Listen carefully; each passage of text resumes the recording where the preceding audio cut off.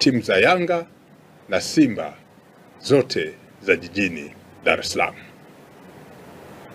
Jeshi la Polisi Kanda Maalum ya Dar es Salaam linatambua kwamba mchezo huu utakusanya watu wengi wa kutoka ndani na nje ya Dar es Salaam.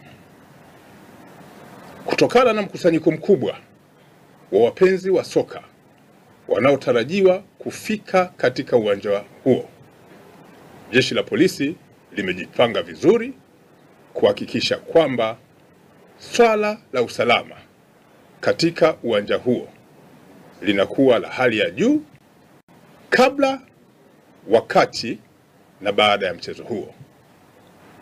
Barabara zote ambazo zinaingia katika uwanja ule zitawekewa utaratibu mzuri wa kuhakikisha kwamba watu wanafika katika uwanja